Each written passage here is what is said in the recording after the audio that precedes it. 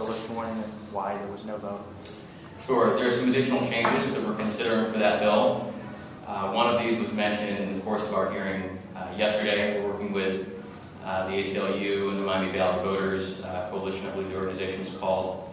So that's moving through the process, and that is with respect to those who have a valid driver's license with a different address than the one where they're currently registered. Many times folks will go, they'll register to vote in the new location but not update their license until the expiration date occurs. So that's working its way through the process. We're also working with our friends in the other chamber who have brought to our attention some additional changes that we all may like to see take place in that bill. So I just thought it was prudent to take one more week to work through that process rather than rushing it through today. And again, that's the deliberative process we've used on all of these bills. It's been one where people can fault us, I suppose, for taking more time than they may think is warranted.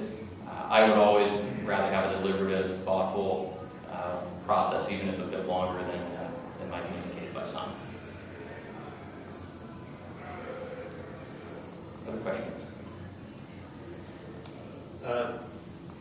Speaking of the Democrats' criticism of your process, one of the things that they've said repeatedly is that you have not heard from the Secretary of State's office, not brought him in to testify, things like that. What do you say? How do you address that? Sure. Well, I've addressed this issue before, and my response remains consistent on it. Secretary Houston has a standing invitation to come in and visit with our committee.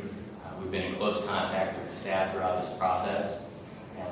He's a duly elected constitutional officer of this state. He's certainly welcome to express his opinion, whether it's in press or in committee or in private meetings with us.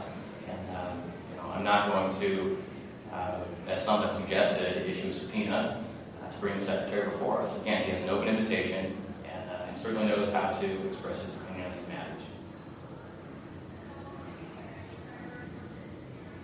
Other questions?